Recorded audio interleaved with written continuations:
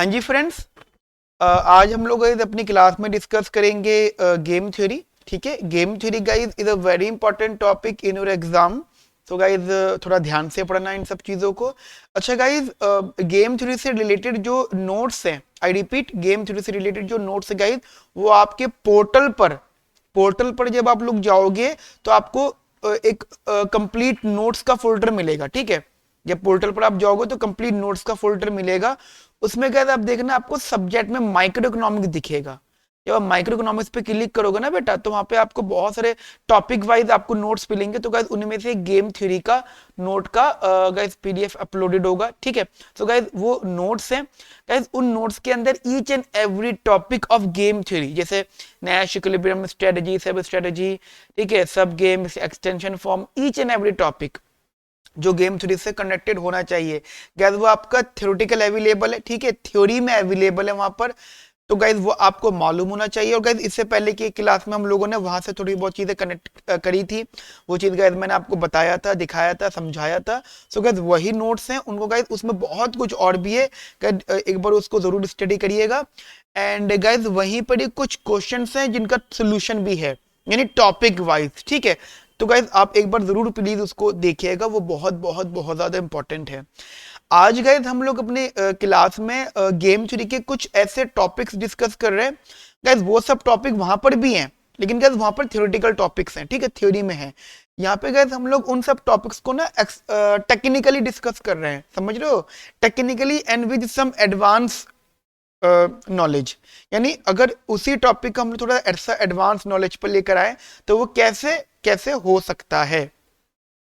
ठीक है बेटा, तो ये चीज आप अपने माइंड में रखना, बहुत बहुत ज्यादा इंपॉर्टेंट है, बहुत ज्यादा इंपॉर्टेंट है। तो गाइज हम लोग स्टार्ट करते हैं पढ़ना। गाइज गेम थ्योरी, आज की इस क्लास को अटेंड करने से पहले अगर आपने नोट्स नहीं पढ़ने तो गाइज जरूर पढ़िएगा, क्योंकि आज मैं अपनी क्लास में ऐसे ऐसे टर्म्स डिस्कस करूंगा जो गाइज आपने अगर पहले नहीं सुने हुए हो, आई रिपीट, अगर आपने पहले नहीं सुने हुए हो तो गाइज आपको चीज समझ में नहीं आएगी। And guys one more thing, don't expect कि भाई मैं बेसिक चीज को बहुत डिटेल में यहां डिस्कस करूंगा। ठीक है, don't expect guys, because guys इससे पहले की क्लास में बेसिक कंसेप्ट डिस्कस हो चुका है और प्लस उसके नोट्स हमने आपको प्रोवाइड करवा दिए हैं। ठीक है, सो गाइज स्टार्ट करते हैं। गाइज सबसे पहले जो हम डिस्कस कर रहे हैं यहाँ पे गेम थ्योरी में, प्रिजनर्स डिलेमा से शुरुआत कर रहे हैं। ठीक है, टेक्निकली चीजों को समझेंगे, क्वेश्चन फॉर्म एग्जाम में कैसी होती है प्रिजनर्स डिलेमा। तो गाइज पहले आप लिख लीजिएगा प्रिजनर्स डिलेमा। गाइज टेक्निकली अगर मैं शॉर्ट में अगर आपको बताऊं तो प्रिजनर्स डिलेमा के बारे में आप जानते हैं बहुत अच्छे से कि भाई गेम थ्योरी को एक्सप्लेन करने का सबसे अच्छा एग्जांपल है कि भाई गेम थ्योरी, ठीक है, गेम थ्योरी को सबसे अच्छे तरीके से बताया गया है प्रिजनर्स डिलेमा की हेल्प से।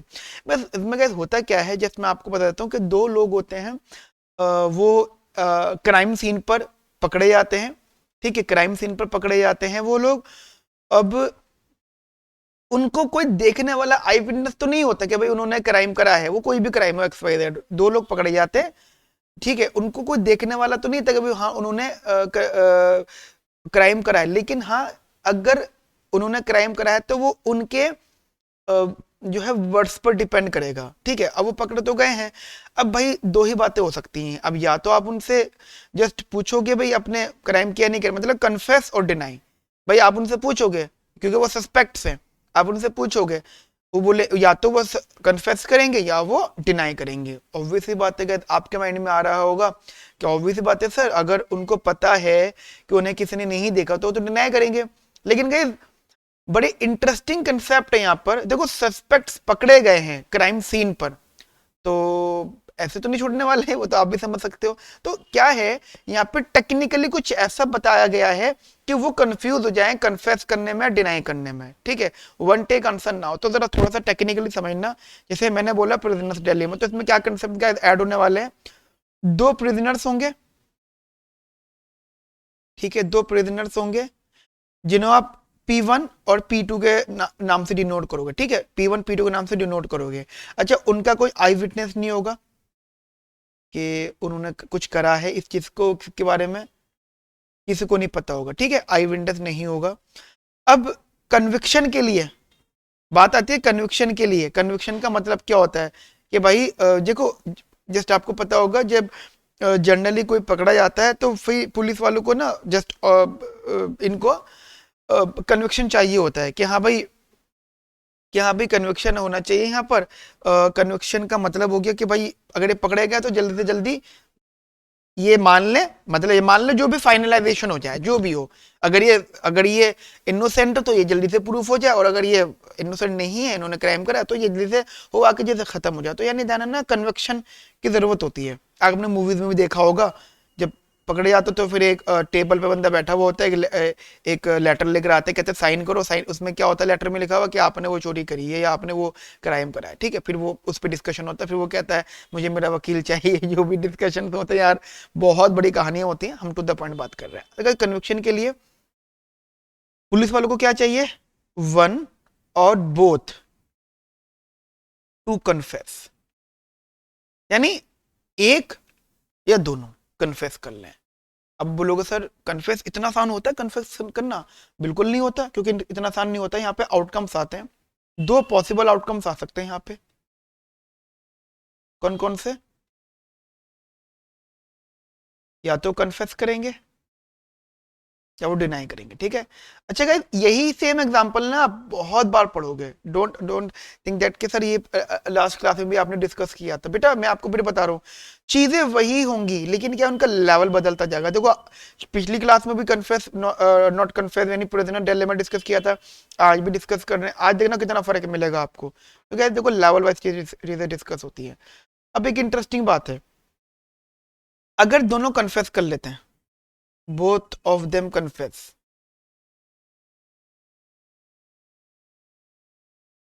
दोनों को दोनों कन्फेस कर लेते हैं, तो दोनों को दो कन्फेस कर लिया, मतलब भाई चोरी करी है या जो भी कह रहा क्राइम करा है, तो दोनों को क्या होगा, 3 साल की 3 ईयर प्रिजन, ठीक है। आप बोलोगे सर ये तो बड़ी गलत बात है, अगर दोनों कन्फेस कर लेते, नहीं दोनों को पता है कि अगर हमने कन्फेस कर लिया तो 3 साल की सजा होगी। हाँ 3 साल की सजा होगी। अब यहाँ पे होता है, अगर दोनों को दोनों डिनाई करते हैं, बोथ ऑफ देम डिनाई, तो क्या फ्री छूट जाएंगे? नहीं, क्योंकि क्राइम सीन में मिलने सस्पेक्ट से डिनाई कर रहे हैं और क्राइम तो हुआ है, तो फिर कुछ ना कुछ की वजह से दोनों को एक साल की सजा होगी, ठीक है। एक साल की सजा होगी।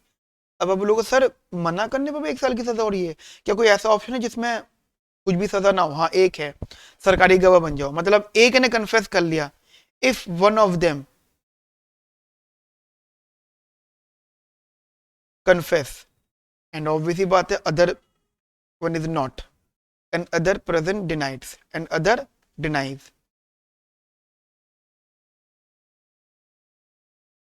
ठीक है। तो अब देखो सिंपल सा लॉजिक है, जिसने कन्फेस किया वो उसने क्राइम तो करा है, लेकिन उन्होंने कन्फेस कर लिया कि हाँ मुझसे गलती हुई। तो अच्छा दूसरा वाला डिनाई कर रहा है, तो दोनों में से ऑब्वियस बात है सच्चा कौन है भाई? एक जो क्राइम करके मान ही नहीं रहा, और एक वो जो क्राइम करके कह रहा है हम मुझसे गलती हो गई। तो क्या होगा, जस्ट नॉर्मली क्या होता है कि जो कन्फेस कर लेते हैं या मान लेते हैं, उनके सामने वाला नहीं मानता है, तो इसमें इनको थोड़ा सा बेटर समझा जाता है, इनको गलत समझा जाता है, ठीक है। तो इसमें क्या होता है, जो डिनाई करते हैं उनको कन्फेस करने वाले से ज्यादा की मतलब सजा होती है। मतलब अगर वो कन्फेस कर लेते दोनों को दोनों, ठीक है, दोनों को तो कन्फेस कर लेते तो 3 साल की सजा थी, लेकिन अगर डिनाई कर रहे हैं तो 3 साल से ऊपर ही होगा, तो आप 4 ईयर मान लो, ठीक है। ऐसे कुछ भी हो सकता है, लेकिन 3 साल से कम तो नहीं होने वाला, ठीक है। हाँ कन्फेस कर रहे हैं तो ऐसा हो जाता है कन्फेस करना, तो इस पे क्या होता है कि बहुत सारे बेनिफिट्स मिल जाते हैं, ठीक है। देखो ये इससे तो कम ही होता है, अगर वो डिनाई कर रहे थे और वो कन्फेस कर ले, ठीक है, इससे तो कम ही होगा, 1 साल से तो कम ही। तो जस्ट मैं एग्जाम्पल के तौर पर 0 ईयर एग्जाम्पल ले रहा हूँ, ठीक है। और वो कुछ और भी होता है, जुर्माना यानी पेनल्टी वगैरह लगती है, वो एक गाइस अलग चीज है, अभी हम यहाँ पे डिस्कस नहीं कर रहे। तो पेनल्टी वगैरह लगा लगा के 0 ईयर की। मुझे एक चीज बताओ, बड़ा इंटरेस्टिंग है ना, दोनों कन्फेस कर ले तो 3 साल की, और अगर एक कन्फेस कर ले तो दूसरा फंस गया 4 साल के लिए। अब वो कोई भी हो सकता है, ठीक है, और दोनों ही मना करते हैं तो 1 साल की सजा। तो इसमें से जो ज्यादा चला के उसके बाद क्या ऑप्शन है कि वो कन्फेस कर ले, क्योंकि उसको पता दूसरा वाला डिनाई कर रहा है। और इस केस में क्या होगा, एक सोच रहा है दूसरे ने डिनाई करा तो मैं कन्फेस कर लेता हूँ, दूसरा बोलता है कि उसने डिनाई करा तो मैं कन्फेस कर लेता हूँ। ठीक है, क्योंकि पुलिस वाले ऐसी ही बातें बोल के फंसाते हैं कि सामने वाले ने कन्फेस कर लिया, अगर तुम डिनाई करोगे तो वो छुट जाएगा और तुम्हें 4 साल की सजा हो जाएगी, वरना तुम कन्फेस कर लो क्योंकि उसने कन्फेस कर ले तो तुम्हें दोनों को 3-3 साल की सजा होगी। तो मोस्टली होता क्या है, दोनों कन्फेस कर लेते हैं। ठीक है, तो जस्ट ये एक अपने माइंड में चीजों को रखना। टेक्निकली मैं आगे और बात करता हूँ, देखो कुछ इसमें रूल सेट किए जाते हैं। No communication between them. ठीक है, कोई भी कम्युनिकेशन नहीं होता यहाँ पर। यहाँ पे जो एक्शन जो लिया जाता है, set of action is somehow कुछ टेक्निकली, मैंने बताया टेक्निकली बता रहा हूँ मैं आपको। ए आई से डिनोट किया था, that is denotes action set. ठीक है, मतलब ए आई कह, ये एक्शन है, प्रिजनर्स P1 P2 है, एक्शन ए आई है। गॉट इट, ये चीज आप अपने माइंड में बेसिकली रखना।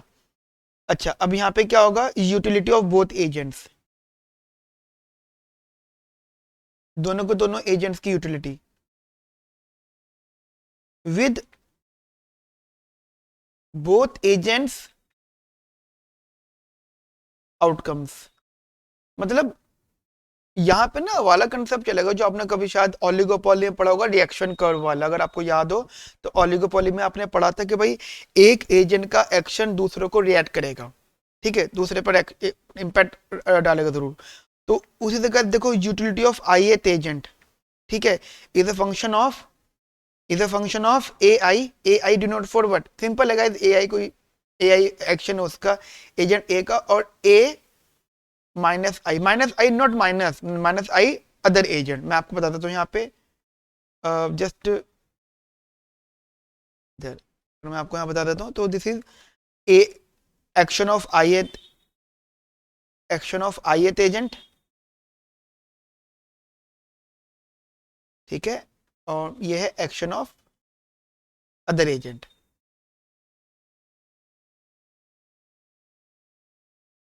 ठीक है, एक्शन ऑफ अदर एजेंट। ठीक है गाइस, यहाँ तक मेरी बात आपको समझ में आ गई अच्छे से, बढ़िया से। अब देखो, अगर हम टेक्निकली चीजों को डिस्कस करें, जस्ट मैं आपको टेक्निकली एक चीज बता देता हूँ, पहले आप समझना चीजों को। देखो, यहाँ पे पे ऑफ की बात होगी, जो पे ऑफ गाइस हम लोग पहले से डिस्कस कर चुके हैं। आपको याद होगा जब मैंने पहले इसको डिस्कस किया तो मैंने आपको पे ऑफ के बारे में बताया था। ठीक है, तो पुरानी बातें डिस्कस बिल्कुल नहीं होगी, टेक्निकली आगे बात की जाएगी।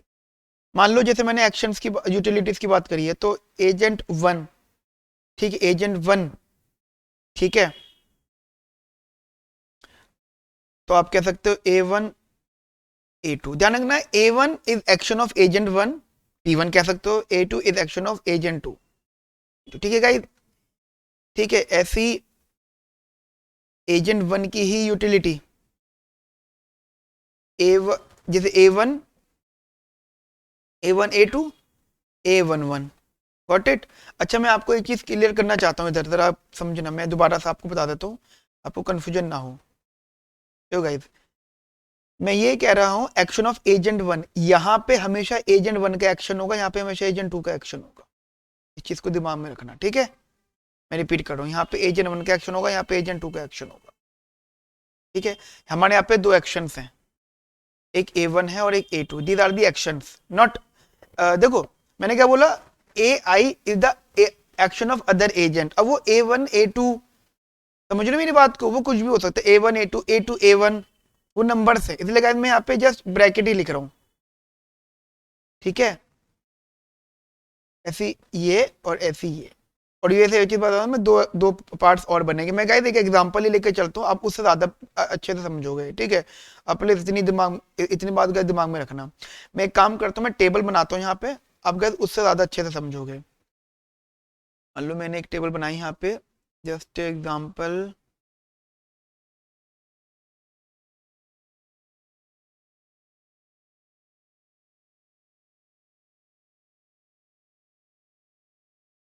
या ठीक है, और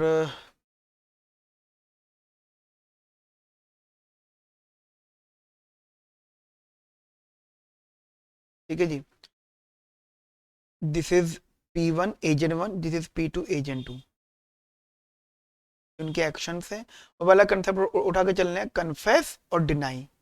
कन्फेस और डिनाई, ठीक है। यूटिलिटीज मतलब आउटकम लेके चल रहे हैं पे ऑफ माइनस का 3।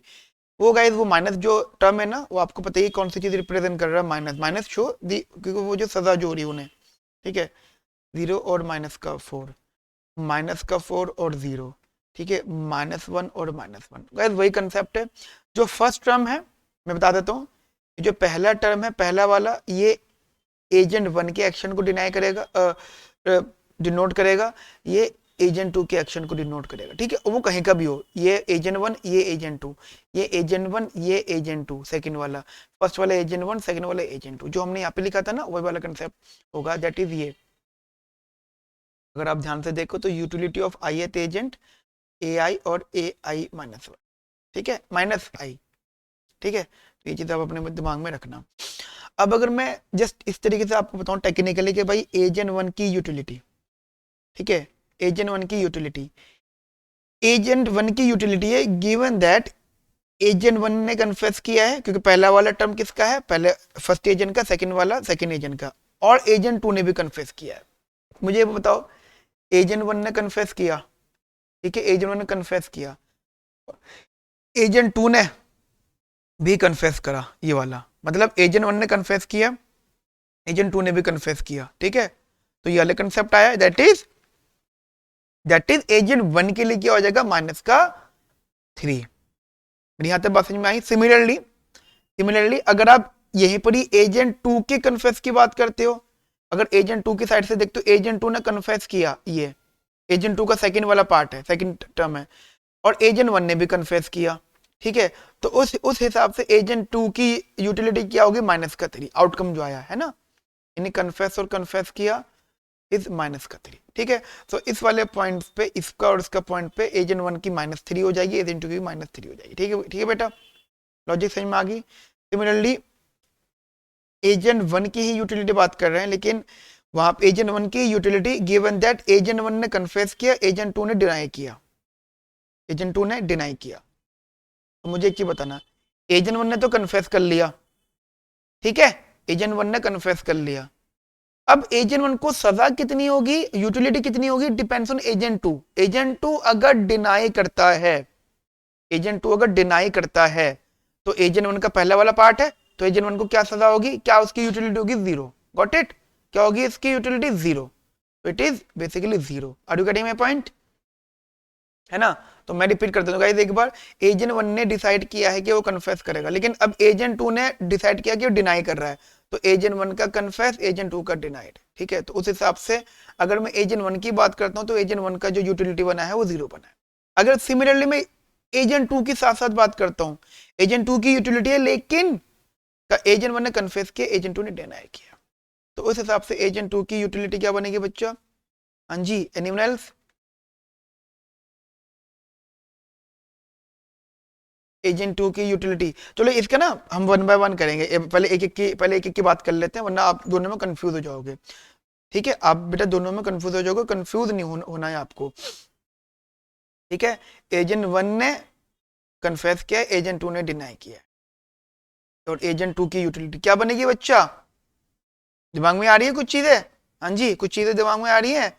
एजेंट 1 ने कन्फेस किया है, एजेंट 2 ने डिनाई किया है। चलो एक एक करके बात करते हैं 1 बाय 1, ठीक है। पहले एजेंट 1 की यूटिलिटी की बात कर लेते हैं। इसको बिल्कुल मैं इसको रफ कर रहा हूँ, कंफ्यूज नहीं होना ना आपको, मैं इसको क्या रफ कर रहा हूँ। एजेंट एक एक करके बात करते हैं। अब एजेंट 1 की ही यूटिलिटी की बात कर रहा हूँ मैं। एजेंट 1 की यूटिलिटी गिवन दैट एजेंट 1 ने डिनाइड किया और एजेंट 2 ने भी डिनाई किया। अब देखो एजेंट 1 की यूटिलिटी, एजेंट 1 ने डिनाई किया, ऑप्शन थे -4 -1, और एजेंट 2 ने भी डिनाई अगर कर दिया तो उसकी क्या हो जाएगा, -1। गॉट इट, एजेंट 1 की बात कर रहे हैं फिलहाल अभी हम। सिमिलरली एजेंट 1 की ही बात कर रहे हैं अभी भी, और यहाँ पे कंसेप्ट आता है कि अगर एजेंट 1 ने मना किया, मैंने चोरी नहीं की, बट एजेंट 2 ने कहा हाँ हमने चोरी करी है, तो उसके इस डिसीजन से एजेंट 1 पे इंपैक्ट क्या पड़ेगा जी, हाँ जी बेटा, एजेंट 1 पे इंपैक्ट क्या पड़ेगा। अब देखें, एजेंट 1 ने डिनाई किया, एजेंट 2 ने कन्फेस कर लिया, तो उस हिसाब से एजेंट 1 की सजा कितनी हो जाएगी, 4 साल, ठीक है, जैसे -4,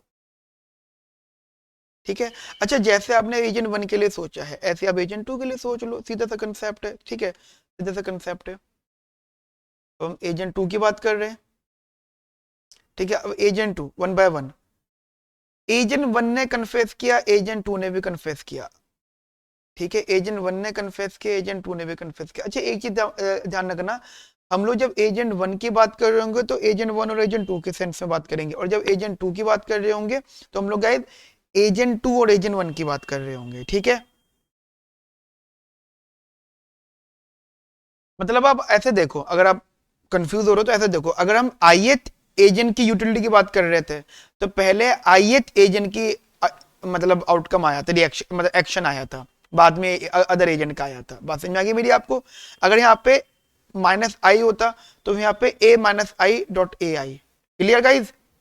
टेक्निकली तो बात यही बैठती है ना भाई, आयत एजेंट का मतलब पहले फिर आयत वाले एजेंट की आउटकम की बात करेंगे हम लोग, इसी वजह से गाइस देखो आंसर सेम आएगा, बस गाइस लिखने का तरीका बदल जाएगा। एक्सप्लेनेशन वही जो हम बोल रहे हैं ना गाइस, वही एक्सप्लेनेशन फॉलो करो। कैसे भाई, एजेंट 2 ने पहले डिसाइड करा है क्या कन्फेस करना, एजेंट 2 ने, जब एजेंट 2 के पास, अगर एजेंट 2 की यूटिलिटी की आप बात करो तो सबसे पहले एजेंट 2 की मतलब एक्शन की बात करोगे, समझ रहे हो, बेस्ट रिस्पॉन्स फंक्शन उनकी बात कर रहा हूं मैं, ठीक है। तो अब ऐसे देख लो, एजेंट 2 ने कन्फेस डिसाइड किया, अब कन्फेस डिसाइड किया, अब एजेंट 1 के पास में ऑप्शन है, वो क्या कुछ भी ले सकता है, वो चाहे तो कन्फेस कर सकता है, वो चाहे डिनाई कर सकता है, लेकिन उसके कन्फेस और डिनाई करने से एजेंट 2 का यूटिलिटी अफेक्ट होगी। अगर वो कन्फेस करता है तो माइनस मतलब 3 साल की सजा होगी, अगर डिनाई करता है एजेंट 1 तो उसको 0 साल की एज सजा होगी, ठीक है। लेकिन जैसा कि हमने लिखा है कि एजेंट 2 ने अगर डिनाई सॉरी एजेंट 2 ने अगर कन्फेस किया है और एजेंट 1 ने भी कन्फेस कर लिया तो इसका मतलब एजेंट 1 की वजह से एजेंट 2 की यूटिलिटी क्या बन जाएगी, -3। Are you getting my point? Similarly agent 2 का, एजेंट 2 ने कन्फेस करा, ठीक है, एजेंट 2 ने कन्फेस किया, लेकिन एजेंट 1 चालाक निकला, उसने डिनाई कर दिया, फंस गया ये। एजेंट 2 ने कन्फेस कर लिया, ठीक है, एजेंट 2 ने डिनाई कर दिया, ठीक है। अब कौन फंसा? Agent agent 1।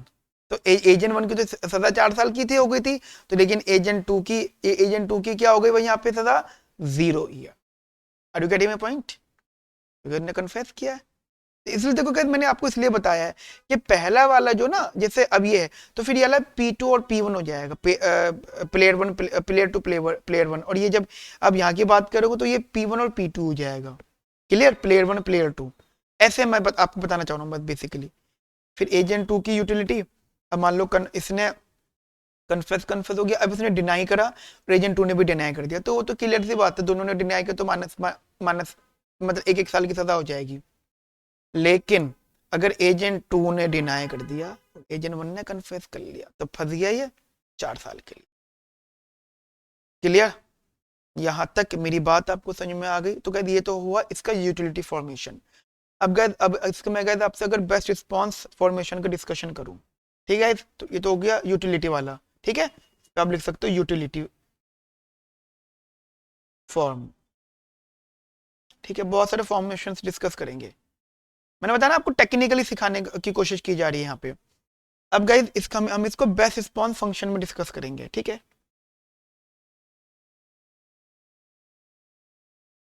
Best response function या फंक्शन ही बोलो,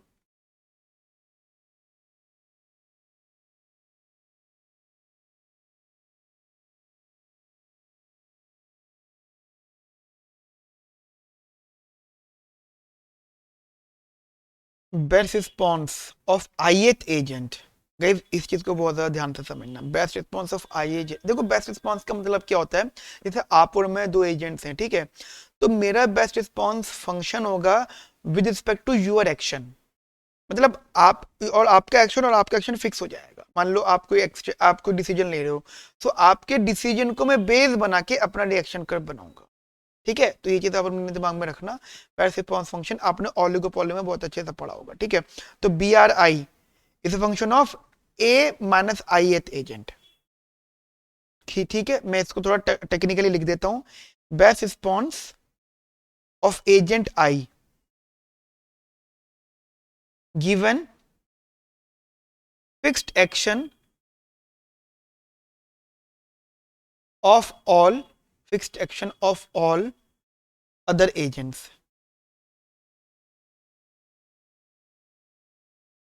ठीक है, best response of agent I given fixed action of all other agents, got it. ये एक सीधा सा कंसेप्ट होता है। अब अगर मैं इसी टेबल को दोबारा जैसे बनाता हूँ आपके लिए, ये टेबल थी ना आपके लिए, आपके सामने इधर, अगर आप ध्यान से देखें, ये टेबल, ये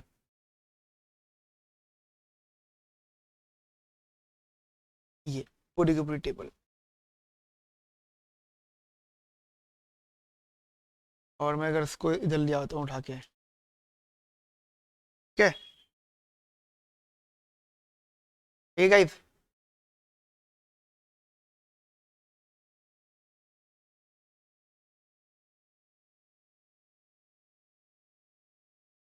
या और इधर साइड कर देते हैं।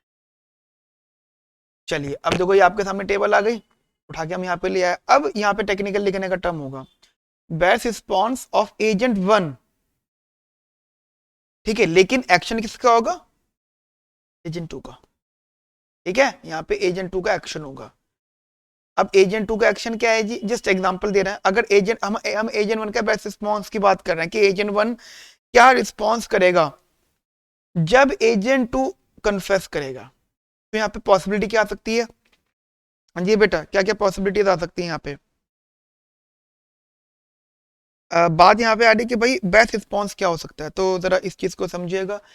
एजेंट टू ने अगर कन्फेस किया है, एजेंट टू ने अगर कन्फेस किया है, तो एजेंट वन के पास में दो कंसेप्ट आ रहे हैं, ठीक है। आप इसको इस तरीके से समझिएगा। ऑप्शन में आपके लिए यहाँ पे लिख देता हूँ कि उन्हें कन्फेस करा, ठीक है, जैसे मैं पहले लिख रहा हूँ, मुझे लिखने देना पहले। एजेंट वन का एक्शन, ठीक है, मैं सारे ऑप्शन लिख रहा हूँ ना। एजेंट वन का एक्शन, अगर एजेंट टू ने डिनाई करा, एजेंट टू ने डिनाई करा, एजेंट टू ने डिनाई किया, तो आप ये सोचे ना, अब ये सोचे कि भाई एजेंट टू ने डिनाई किया तो एजेंट वन फंस नहीं जाएगा। जैसे आप ऐसे देखो, ऐसे देखो, एजेंट टू ने कन्फेस की बात मान ली, ठीक है। अब एजेंट वन के पास में ऑप्शन है कि वो कन्फेस करे या डिनाई करे। अगर वो कन्फेस करता है तो 3 साल की सजा है, अगर वो डिनाई करता है तो 4 साल की सजा है। तो उसके लिए एजेंट टू के कन्फेस करने के बेसिस पर बेस्ट ऑप्शन क्या है, उसे क्या करना चाहिए, उसे कन्फेस कर लेना चाहिए, क्योंकि कन्फेस करेगा तो 1 साल बच जाएगा ना उसका, 3 साल की सजा होगी, तो इसलिए उसने कन्फेस किया, ठीक है। दूसरे केसेस में अगर एजेंट टू ने डिनाई करा, डिनाई किया, तो अब एजेंट वन के पास में ऑप्शन है कि वो कन्फेस कर सकता है। कन्फेस अगर करता है तो उसकी सजा 0 हो जाएगी, अगर वो डिनाई करता है तो उसकी सजा 1 साल की हो जाएगी। अब मुझे बताओ उसके लिए बेस्ट ऑप्शन क्या है, टू कन्फेस, ठीक है। मैं रिपीट कर दूंगा, मैं रिपीट कर रहा हूं। एजेंट टू का डिसीजन होता है ब्रैकेट में, और एक्शन मतलब रिस्पॉन्स एजेंट वन की बात हो रही है, ठीक है। अब एजेंट टू ने कन्फेस कर लिया, एजेंट टू ने कन्फेस कर लिया। जब एजेंट टू का कन्फेस हो गया, अब एजेंट वन की बात करें तो एजेंट वन के लिए क्या पहला टर्म होता है, जैसे -3 और -4। अब अगर एजेंट वन ने कन्फेस किया तो 3 साल की सजा होगी, मना किया, डिनाई किया तो 4 साल की सजा होगी। तो उसके लिए बेस्ट ऑप्शन क्या है कि भाई वो 3 साल की सजा ले, क्योंकि 4 साल की सजा तो फिर बेवकूफी नहीं हो जाएगी, 1 साल एक्स्ट्रा जेल में काट रहा है, तो ट्राई करेगा भाई मुझे जितना कम हो सकता है उसके लिए कम से कम 3 साल की सजा है, और वो कम होगी जब वो कन्फेस कर लेगा। तो उसके लिए बेस्ट ऑप्शन क्या है, टू कन्फेस, ठीक है। ये एजेंट वन के डिसीजन थे। सिमिलरली अगर मैं एजेंट टू के डिसीजन की बात करूं, रिस्पॉन्सेस की बात करूं, तो यहाँ पे एजेंट वन का इंपैक्ट पड़ना चाहिए। तो एजेंट वन ने अगर कन्फेस किया, इफ एजेंट वन कन्फेस, तो एजेंट टू के बाद में ऑप्शन हैं, या तो वो कन्फेस करे और 3 साल की सजा काटे, या वो डिनाई करे और 4 साल की सजा काटे। तो उसके लिए बेस्ट ऑप्शन क्या है, कम से कम सजा लेना, वो तभी पॉसिबल जब वो कन्फेस कर ले। उसके लिए बेस्ट ऑप्शन क्या है, कन्फेस। सिमिलरली अब ऐसे देखें, एजेंट वन ने अगर डिनाई किया, ठीक है, एजेंट वन डिनाई किया, तो एजेंट टू के पास में 2 ऑप्शन है, या तो वो कन्फेस करे या वो डिनाई करे। अगर वो कन्फेस करता है तो 0, 1 भी साल की सजा नहीं होगी। अगर वो डिनाई करता है तो हाँ जी बेटा, अगर वो डिनाई करता है तो क्या होगा, तो उसे 1 साल की सजा होगी। तो अब यहाँ पे एजेंट टू का बेस्ट डिसीजन क्या होना चाहिए, कब, जब एजेंट वन ने डिनाई किया है, एजेंट वन ने डिनाई करा है, तो एजेंट टू का बेस्ट ऑप्शन होना चाहिए कि उसके कम से कम सजा हो। कम से कम सजा मतलब 0 वो तभी हो सकती है जब वो क्या करे, कन्फेस करे। Got it. तो यानी ये एजेंट टू का जब एजेंट वन ने डिनाई किया था तो एजेंट टू ने भी कन्फेस किया। तो आप एक चीज देखें, एजेंट यहाँ पे इन दोनों में जस्ट यहाँ पे एजेंट टू का डिसीजन, एजेंट प्लेयर टू का डिसीजन, यहाँ पे प्लेयर वन का डिसीजन, यहाँ पे प्लेयर वन का, तो प्लेयर वन इनके डिसीजन से जो अदर एजेंट है उसका बेस्ट रिस्पॉन्स, ध्यान रखना best response is the function जहां पे एजेंट टू कुछ अदर एजेंट कुछ भी कर रहा हो, जिसका बेस्ट रिस्पॉन्स है वो हमेशा अपना बेस्ट से बेस्ट चूज करेगा, तभी गाइस इसका नाम ही बेस्ट रिस्पॉन्स है। समझ में मेरी बात गाइस, आप लोगों को बेस्ट रिस्पॉन्स का नाम भी इसलिए रखा हुआ है, तो इस वजह से आप देखो कन्फेस कन्फेस यानी कोई कुछ भी करे हमें तो कन्फेस करना है, इसका मतलब क्या है, सारे केसेस में कन्फेस करना इज द बेस्ट ऑप्शन, ठीक है, फॉर बोथ एजेंट्स। तो आप कह सकते हो confess and confess is best response intersection, is best response यानी दोनों के लिए इंटरसेक्शन। Got it? यहां तक मेरी बात आपको समझ में आ गई गाइस, बहुत अच्छे से, बहुत बढ़िया से। अच्छा, अब ये आपने समझ लिया, ठीक है। अभी हमने देखो डोमिनेंट स्ट्रेटजी वाला डिस्कशन नहीं कर रहे, आपको पता है डोमिनेंट स्ट्रेटजी वाली बात हमने लास्ट क्लास में डिस्कस करी थी। डोमिनेंट स्ट्रेटजी का एक ही मतलब होता है, मैं मुझे जो करना है वो मैं करूंगा, सामने वाला कुछ भी डिसीजन ले, है ना। डोमिनेंट स्ट्रेटजी होती है ना, जैसे मुझे जो करना है वो करना है, जैसे कुछ चीज मुझे खानी है, मेरे फ्रेंड खाए या नहीं खाए, मुझे तो वो चीज खानी है, जैसे मोमोज होते हैं, खाने पीने की चीजें हैं, होते हैं ना, बहुत से लोग मना करते हैं, पर आपको तो ठीक है, तू डिनाई करते, तू मना करते, मुझे जो करना है वो मैं करूंगा, तो कहते उसे डोमिनेंट स्ट्रेटजी कहते हैं। लेकिन जब देखो डोमिनेंट में क्या हो जाता है कि भाई तुम कुछ भी करो, मुझे जो करना है मैं करूंगा। अगर आप एक चीज यहाँ पे देखें तो एजेंट वन का बेस्ट रिस्पॉन्स क्या था, कन्फेस करना, है ना। डजंट मैटर एजेंट टू ने कन्फेस किया डिनाई किया, है ना। अब देखो इसी बात से पता लग रहा होगा आपको, एजेंट टू ने डिनाई किया कन्फेस किया, कोई फर्क नहीं पड़ा ना इस बात से, एजेंट वन का फिक्स डिसीजन है कन्फेस करना। तो दिस इज द कन्फेस करना is a dominant strategy of agent one. Are you getting my point? Confess करना is a dominant strategy of agent one, ठीक है। तो मिलिए आप यहाँ पे देखें एजेंट टू का decision best response, doesn't matter agent one ने कन्फेस किया डिनाई किया, agent one always try to choose to confess, ठीक है। तो एजेंट टू के लिए कन्फेस करना इज अ डोमिनेंट स्ट्रेटजी, ठीक है। डजंट मैटर कि एजेंट वन क्या कर रहा है, डिनाइड या कन्फेस, ठीक है। तो इसका मतलब क्या है, दोनों के लिए confess is the best response intersection. अगर ध्यान रखना, जहां पे इंटरसेक्शन बेस्ट रिस्पॉन्स फंक्शन का इंटरसेक्शन होता है उसे हम बोलते हैं नैश इक्विलिब्रियम, ठीक है। मतलब Nash equilibrium, what is the Nash equilibrium? अब यहां से कंसेप्ट निकल के आता है कि भाई what is Nash equilibrium. I repeat, what is Nash equilibrium? तो Nash equilibrium is a thing where both B R intersect, ठीक है। मैं जस्ट इस चीज को थोड़ा टेक्निकल लिख देता हूं, it is A intersection, it is intersection of best response function, best response function, ठीक है। इन दोनों का इंटरसेक्शन जो होता है वो बेस्ट रिस्पॉन्स फंक्शन होता है। Each player each player each player is playing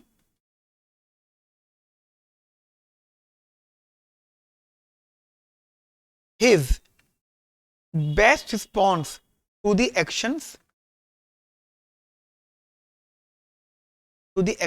of all other players,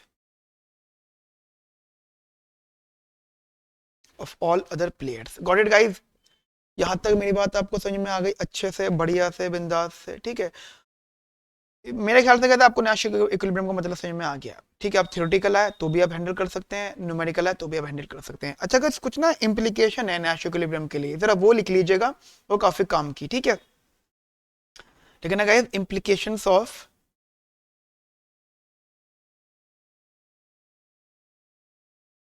Nash equilibrium, ठीक है। फर्स्ट इज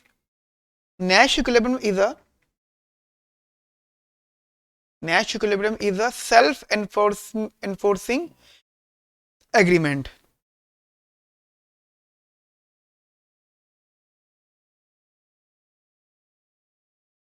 ठीक है, self enforcing agreement, got it. Nash equilibrium is a self enforcing, ठीक है, agreement.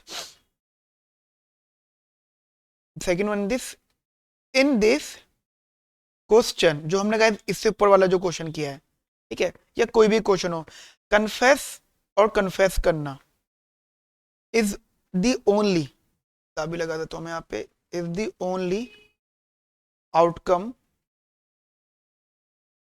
Where no player has an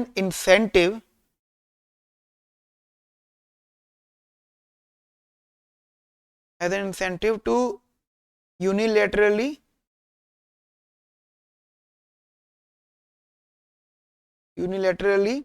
deviate। यानी इसके बाद में, इस पॉइंट के बाद में दोनों के पास कोई ऑप्शन नहीं है कि वो इसे डेविएट करें, क्योंकि देखो हमारा जो नैश इक्विलिब्रियम होता है, दिस इज बोथ कंसेप्ट्स, मतलब वो वहां पे नेगेटिविटी भी होगी और पॉजिटिविटी भी होगी, मतलब या तो दोनों बेटर ऑफ है या फिर दोनों वर्स ऑफ है। अब जैसे यहाँ पे दोनों को दोनों बेटर ऑफ होता है कन्फेस में, तो ये बेस्ट ऑप्शन था, इससे डेविएट कोई भी नहीं होना चाहेगा, गॉट इट, कोई भी नहीं होना चाहेगा।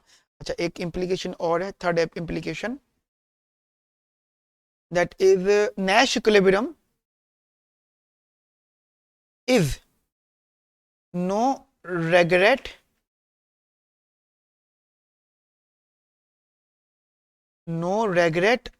आउटकम, ठीक है, नो रेगरेट आउटकम, ठीक है।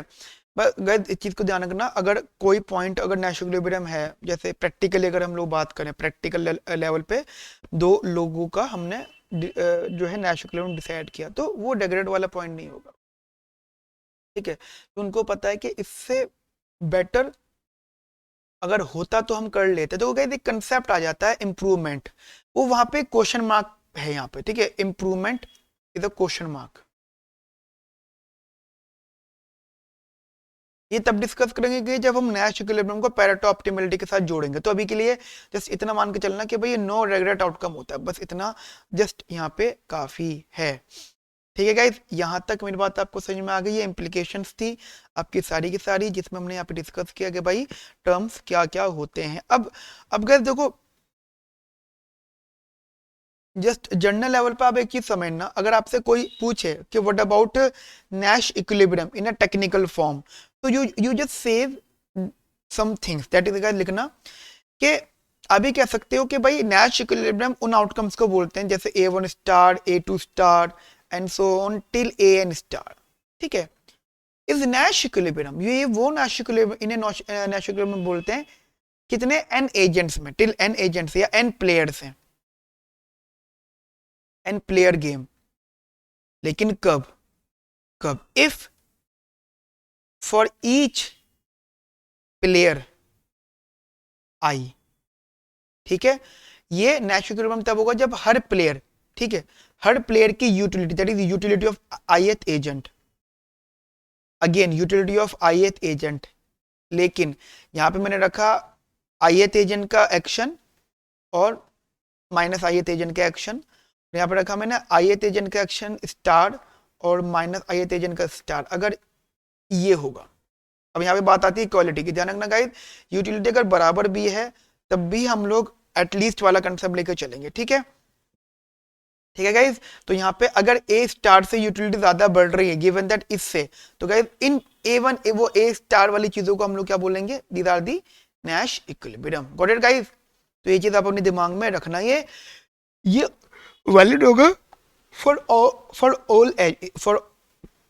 ऑल एजेंट्स, ठीक है। It has to hold for each player I and for each action I, ठीक है। जस्ट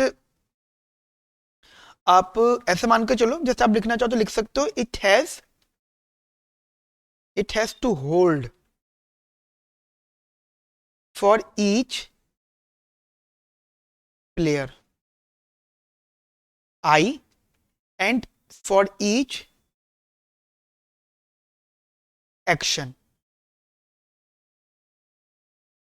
आई, ठीक है। For each action I. Clear guys?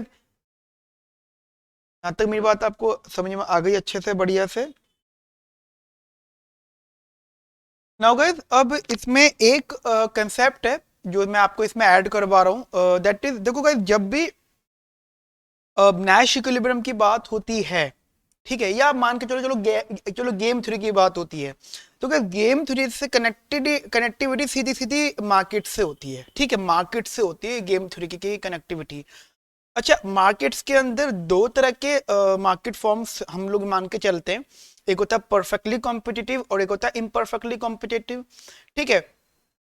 अब अगर आपको याद हो तो एक हमने टॉपिक पढ़ा था जर्नल इक्विलिब्रियम, जस्ट आपको कह ये बात बहुत अच्छे से याद होगी, हम लोगों ने एक टॉपिक पढ़ा था जर्नल इक्विलिब्रियम, और journal equilibrium is completely based on perfect competitive market. In case अगर वहां पे कोई भी इम्परफेक्ट कॉम्पिटिटिव मार्केट इन्वॉल्व हो भी जाती है, कोई भी सेलर ऐसा इन्वॉल्व हो जाता है जो इम्परफेक्टली कॉम्पिटिटिव है, मतलब प्राइस मेकर टाइप नॉलेज वाला है, प्राइस मेकर का टाइप नेचर वाला है, तो फिर वहां पे इनएफिशिएंसी आती है। तो जर्नल इक्विलिब्रियम में हमने एक टॉपिक पढ़ा था, मैं आपको बता देता हूँ, पैरेटो ऑफ एफिशिएंसी या फिर पैरेटो ऑप्टिमैलिटी, अगर आपको याद हो। हम लोगों ने गाइस जर्नल इक्विलिब्रियम में टॉपिक पढ़ा था पैरेटो ऑप्टिमैलिटी या पैरेटो एफिशिएंसी, ठीक है। सो वो भी एक आउटकम होता था और नैश इक्विलिब्रियम भी एक आउटकम होता था। सो गाइस हम ना थोड़ा सा कनेक्ट कर रहे हैं चीजों को, नॉट 100% कनेक्टिविटी लेकर आ रहे हैं, थोड़ा सा कनेक्ट कर रहे हैं। तो गाइस छोटा सा एक नोट बना के रखना है, यहाँ पे मैं कनेक्टिविटी लेकर आ रहा हूँ बस यहाँ पे, ठीक है, थोड़ी सी connectivity. Pareto optimality, Pareto optimality and Nash equilibrium, ठीक है, Pareto optimality and Nash equilibrium, ये हम दो चीजों को जस्ट थोड़ा सा कनेक्ट करने का ट्राई करते हैं।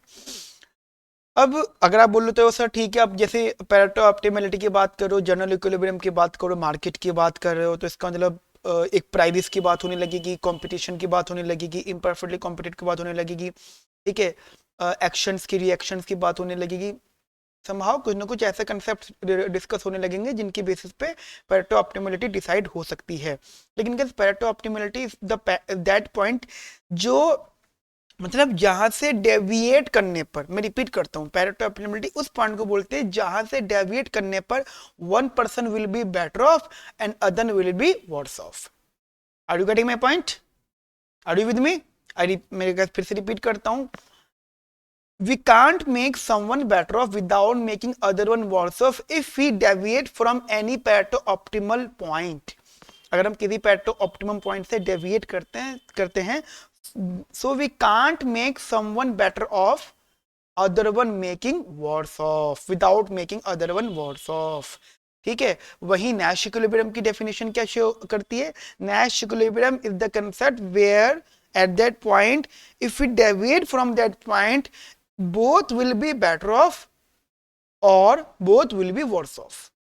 got it? मतलब इस पॉइंट से डेविएट होने पर ऐसा बिल्कुल भी नहीं होगा कि एक बंदा खुश और एक बंदा नाराज, ना, बिल्कुल ना। इस पॉइंट से डेविएट होने पर या तो दोनों दुखी या दोनों सुखी, ठीक है। तो ये चीज आप अपने दिमाग में रखना। तो छोटा सा एक नोट में डिस्कस कर रहा हूँ, ये तो शायद आपको डेफिनेशन से बात पता लग गई होगी कि by definition formation Nash equilibrium is not Pareto optimum। Exam point से बहुत इंपॉर्टेंट बात है ये, ठीक है। Nash equilibrium is not Pareto optimum, got it? Second, अब आप बोलते हो भाई क्यों नहीं हो सकता भाई Pareto optimum, ठीक है। दिमाग में रखना गाइस, डेफिनेशन ही एक्सप्लेनेशन देती है, इसका डेफिनेशन। अब आपको याद होगा थोड़ी देर पहले मैंने यहाँ पे एक इंप्रूवमेंट वाली चीज पे क्वेश्चन मार्क लगाया था, ठीक है, इंप्रूवमेंट। तो मैं आपको जैसे यहाँ बता देता हूँ, पैरेटो ऑप्टिमम के अंदर इंप्रूवमेंट होती है, ठीक है, पैरेटो ऑप्टिमम के अंदर इंप्रूवमेंट होती है। कैसे, मैं आपको बताता हूँ। जैसे कि हम लोग कहते हैं कि भाई मेरे पास मान लो ये पैरेटो ऑप्टिमम पॉइंट है, ठीक है, एक और पैरेटो ऑप्टिमम पॉइंट है, ठीक है, this is the Pareto optimum point, this is also the Pareto optimum point, but इनमें से कोई एक सुपीरियर होगा, so there is a improvement, got it? ठीक है, वो गाइस आपको पता है कि जब हम लोगों ने जनरल इक्विलिब्रियम सीखा था तो वहां पे एक सुप्रीमियम वाला कंसेप्ट भी आया था, इंप्रूवमेंट वाला कंसेप्ट भी आया था, ठीक है। तो उस चीज को गाइस अपने अपने दिमाग में आप रखना, बस इतना भी लिखते हो गाइस काफी है, ज्यादा डिटेल में अभी जाने की जरूरत नहीं है। अभी इनिशियल बेसिस पे इतना भी समझते हो गाइस, इतना काफी है। एग्जाम में इतना तक ही पूछ लिया जाए बहुत बड़ी बात है, ठीक है, इतना भी नहीं पूछते वो लोग, लेकिन गाइस आपको नॉलेज होनी चाहिए सब चीजों की, ठीक है। And after that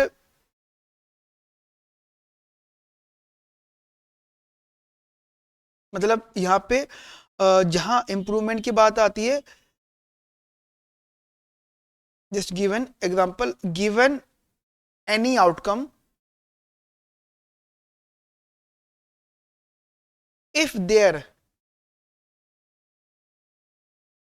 if there is no other if there is no other outcome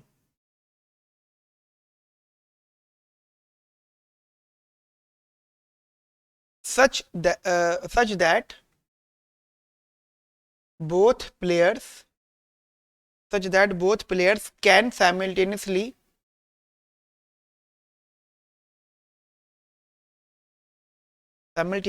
improve their payoff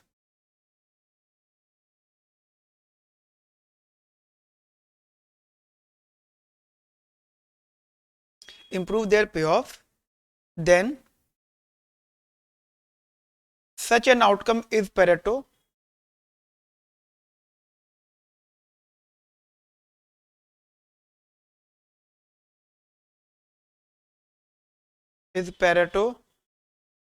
optimal outcome,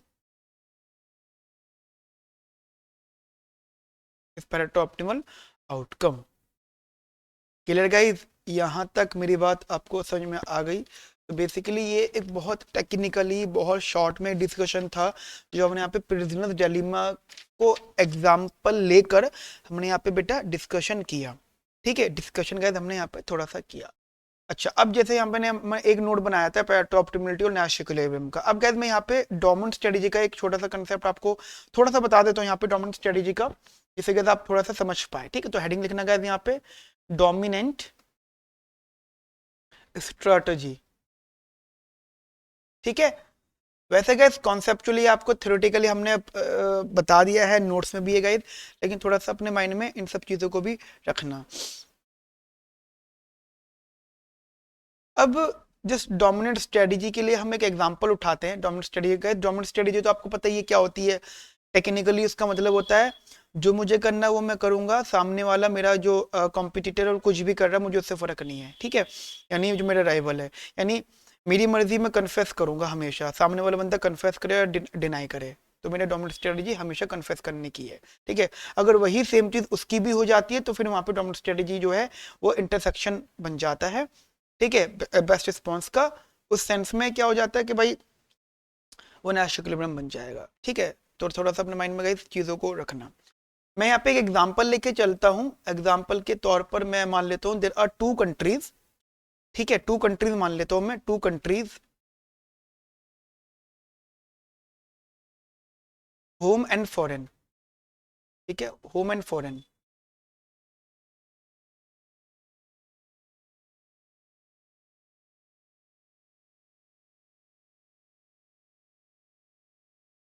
home and foreign दो कंट्रीज मैंने यहाँ पे मान ली गाइस एग्जांपल, ठीक है। अच्छा, उनके दोनों कंट्रीज के दो वर्क्स मान लेता हूँ, ठीक है, टू वर्क्स, ठीक है। कौन कौन सा? एक हेल्थ और दूसरा डिफेंस। ये वो चीज है जिसपे वो कंट्रीज खर्च करती हैं, ठीक है, spendings on health and spendings on defence, got it. अब इनके ऑब्वियसली बात है, इनकी मैट्रिक्स टेबल भी बननी चाहिए, ठीक है।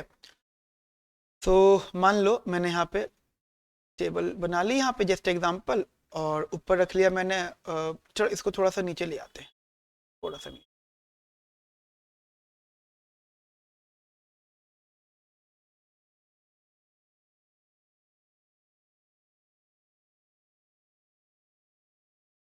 ठीक है। इसे मान लिया हमने होम, इसे मान लिया हमने फॉरेन, ठीक है। ये बोल दिया हमने हेल्थ, होम का हेल्थ और होम का डिफेंस एक्सपेंडिचर्स, ये फॉरेन का होम, सॉरी फॉरेन का हेल्थ और ये फॉरेन का डिफेंस। ठीक है, यहाँ से समझना। अब देखो आउटकम समझना, जस्ट मैं लिख रहा हूँ 100 100,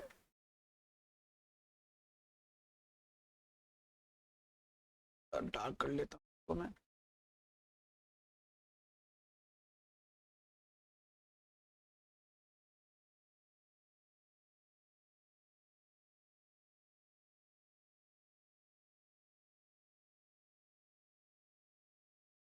ओके, तो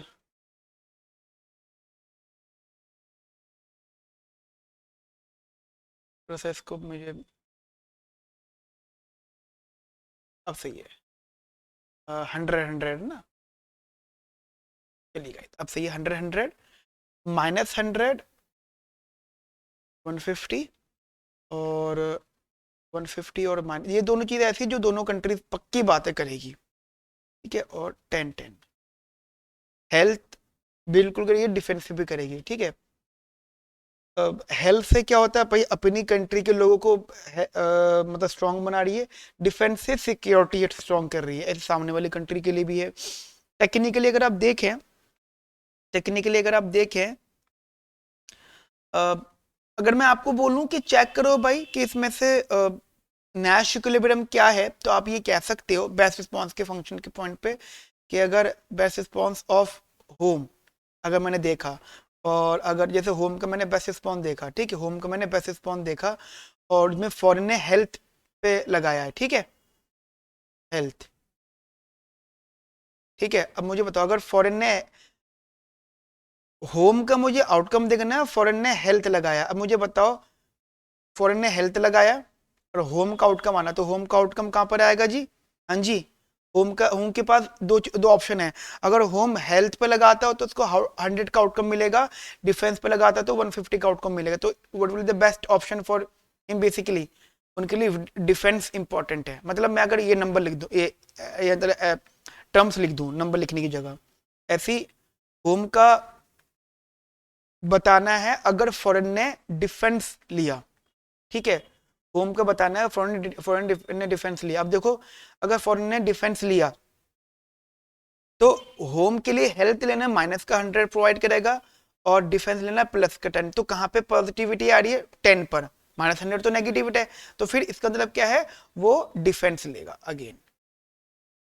इसका मतलब क्या है बच्चों? इसका सिंपल सा मतलब है कि home country always choose defence, doesn't matter foreign country what choose. ठीक है, क्या वो चूज करे डजंट मैटर, वो हेल्थ पे ध्यान दे, डिफेंस पे ध्यान दे ना, होम कंट्री को हमेशा डिफेंस करना है। इसका मतलब क्या, डिफेंस पे खर्चा करना है, और डिफेंस का मतलब हो जाता है defence is the dominant strategy for home country. Similarly अगर हम लोग बात करते हैं फॉरेन कंट्री की, ठीक है, फॉरेन कंट्री का भी होम की बात, ध्यान रखना गाइस, उल्टा होता है। अगर फॉरेन, अगर होम कंट्री का तो ये फॉरेन को रिप्रेजेंट कर रहा था, ठीक है, ये होम था तो ये फॉरेन को रिप्रेजेंट कर रहा था। अब ये फॉरेन तो ये भी होम को रिप्रेजेंट करेगा।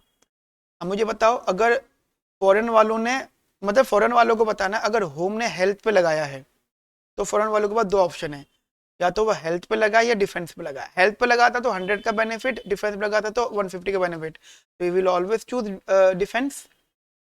सिमिलरली अगर होम कंट्री डिफेंस पर आते हैं, तो अब देखिए होम कंट्री ने डिफेंस लिया, अब फॉरेन के पास में ऑप्शन है, अगर फॉरेन हेल्थ पे ध्यान देते हैं तो माइनस का 100 मिलेगा, डिफेंस पे ध्यान देते तो प्लस का 10 मिलेगा, तो he will always choose defence.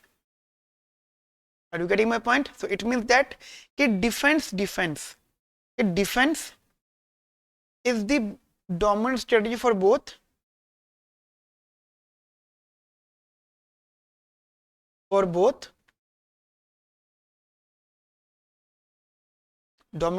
dominant strategy for both, and defense is basically मतलब कह सकते हो बी आर्स, टी आर्स, ठीक है, B R's of both. So D D is Nash equilibrium because it is an intersection, you know, intersection. It is a intersection, तो it mean that कि D D is the Nash equilibrium. Are you getting my point? हाँ जी, यहाँ तक मेरी बात आपको समझ में आ गई। और अगर देखिए आपको टेक्निकल भी समझ में आ गई है सब चीजें। अब अगर मैं इसको थोड़ा सा यूटिलिटी फॉर्म में भी अगर आपसे बात करूं, अगर आप यूटिलिटी फॉर्म में भी डिस्कशन करो मेरे साथ में, जरा इस चीज को अच्छे से समझना। मैं अगर आपको डोमिनेंट स्ट्रेटेजी बताना चाहता हूँ यूटिलिटी में, तो आप ऐसे समझना कि भाई मान लो a i star is dominant action for player i if, देखो समझना, utility of agent i, a i star, a minus i star is weakly more than utility of a i minus i, ठीक है, for all a i belongs to all actions, ठीक है, ये चीज तो ध्यान रखना, नैश इक्विलिब्रियम और डोमिनेंट स्ट्रेटजी में बहुत ज्यादा डिफरेंस नहीं होता। समझ में आई बात? डोमिनेंट के बाद में नैश आ सकता है, ये दिमाग में रखना, मतलब डोमिनेंट और नैश हाईली कनेक्टेड है। थोड़े बहुत डिफरेंसेस आएंगे, थोड़े बहुत डिफरेंसेस आएंगे, बिल्कुल आएंगे, वो गाइस जब आएंगे तो डिस्कस करेंगे, ठीक है, जब आएंगे तो डिस्कस करेंगे, उससे पहले डिस्कस करने का कोई सेंस नहीं बनता अभी। अगर मैं कहता चलो आपको एग्जांपल भी देता हूँ यहाँ पे समझना, मैं होम की बात करता हूँ। अब होम की बात करता हूँ तो मैं होम पहला स्टेप में होम के लिए लूंगा, दूसरा उसके लिए फॉरेन के लिए। होम ने मान लो डिफेंस लिया, मैंने जस्ट एग्जांपल में आपको देना चाह रहा हूँ, मैंने बोला होम ने डिफेंस लिया, फॉरेन ने हेल्थ लिया। अच्छा, होम ने डिफेंस, फॉरेन ने हेल्थ, क्या थी यूटिलिटी? हमें तो होम का बताना है ना। होम ने डिफेंस लिया, फॉरेन ने क्या लिया? हेल्थ। तो उस हिसाब से होम का आउटकम कितना आया? 150। Are you getting my point? तो ये आ गया जी, मान लो 150। देखो होम, हमें डिफेंस बताना है, होम की डोमेस्टिक स्ट्रेटजी डिफेंस है ना, डिफेंस होम एंड फॉरेन, ठीक है, होम की डोमेस्टिक स्ट्रेटजी डिफेंस है, तो हमने होम को डिफेंस दिया, तो होम ने डिफेंस लिया है, ठीक है, फॉरेन ने हमारा यहाँ पे क्या लिया है जी? फॉरेन ने, हाँ जी, फॉरेन ने क्या चूज किया है? हेल्थ। तो उस सेंस में 150 आया। अच्छा, अब मैं यहाँ पे जरा रख के देख लूँ यूटिलिटी ऑफ होम अगेन। अब इससे स्ट्रेटेजी में लेके चलूं कि अगर होम ने हेल्थ लिया, फॉरेन ने भी हेल्थ लिया, तो आउटकम क्या आया? 100। क्लियर? आउटकम क्या आया? 100। ये चीज अब अपने दिमाग में रखना। तो कहाँ से ये आया? 100। तो कौन सी बढ़ रही है जी? ये बढ़ रही है इसके लिए। अब आप बोलो सर आपने तो होम का डिफेंस चेक करा ना, इसका मतलब होम के लिए defence is the dominant strategy, best है, ठीक है, क्योंकि उसकी यूटिलिटी बढ़ रही है। सिमिलरली अगर आप फॉरेन के लिए लेके चलते हो तो अब ये वाला आउटकम फॉरेन के लिए हो जाएगा, डिफेंस और होम, डिफेंस और हेल्थ। अब ये आउटकम डिफेंस जो है फॉरेन का पहला स्टेप होना चाहिए, और ये हेल्थ एंड हेल्थ। अब मुझे बताना, फॉरेन ने हेल्थ लिया है, सॉरी सॉरी, फॉरेन ने क्या लिया? डिफेंस, सॉरी, फॉरेन का स्टेप क्या है? डिफेंस, ठीक है। अब होम ने क्या लिया है? हेल्थ। तो क्या आउटकम आ रहा है? 150, ये वाला। भाई देखो आप समझो, समझो, होम ने हेल्थ लिया है, और उनको डिसाइड करना है कि मैं डिफेंस लेता हूँ और हेल्थ लेता हूँ। डिफेंस लेता हूँ तो 150 है, डिफेंस और हेल्थ लेता हूँ तो 100 है ना, आई थिंक 100 ही आ रहा है, यस 100 आ रहा है। तो इसका मतलब क्या है? ये जाता है। तो फॉरेन के लिए भी defence is the dominant strategy क्योंकि उसकी यूटिलिटी बढ़ा रहा है, और होम के लिए भी defence is the dominant strategy क्योंकि उसकी यूटिलिटी बढ़ रही है। डजन मैटर अदर कंट्री क्या कर रही है। ये बात समझ में आई गई आप लोगों को? यहाँ पे हेल्थ हेल्थ लिखना है, ठीक है, इन बात समझ में आगे गए थे आप लोगों को यहाँ पर अच्छे से बढ़िया से। तो ये चीज गए थे अपने दिमाग में रखना कि dominant strategy is the sorry defence is the dominant strategy for both countries, ठीक है, तो ये चीज दिमाग में रखना। Got it? तो गाइस आपके ये बात भी अच्छे से समझ में आ गई होगी। ठीक है फ्रेंड्स, आज की क्लास में हम लोग इतना रखते हैं, कमिंग क्लास में फिर इसके हम आगे कंटिन्यूशन डिस्कस करेंगे। एंड गाइस मेरी आपसे रिक्वेस्ट है कि एक होमवर्क मान के चलना प्लीज, कि देखिए न्यूमेरिकल वे में देखोगे तो गाइस यहाँ पे न्यूमेरिकल सारा डिस्कस हो गया, ठीक है, बट मेरी एक रिक्वेस्ट है आपसे, please read the notes of game theory which is uploaded on your portal, अब मैं बता देता हूँ कहाँ पे हैं। आप अपने पोर्टल पे जाओगे, नोट्स वाला फोल्डर आपको दिखेगा, नोट्स वाले फोल्डर मतलब पोर्टल पे आए आप, फिर नोट्स वाला कंप्लीट नोट्स लिखा होगा, या जैसे भी नोट्स आपको दिखेंगे, नोट्स पे आप क्लिक करोगे, फिर आपको वहाँ पे माइक्रो दिखेगा, माइक्रो में आप देखना आपको गेम थ्योरी दिखेगा, तो स्क्रॉल कर लेना, मिल जाएगा। ठीक है बेटा, तो ये चीज़ आप अपने दिमाग में रखना, चीज़ें बहुत बहुत बहुत ज़्यादा इंपॉर्टेंट। ठीक है, मिलते हैं बेटा नेक्स्ट क्लास में with the some new topics, new question. ठीक है, इसके अगली क्लास बेटा इसके अगले कॉन्सेप्ट्स की। ठीक है, okay friends, have a nice day, thank you, bye bye, take care.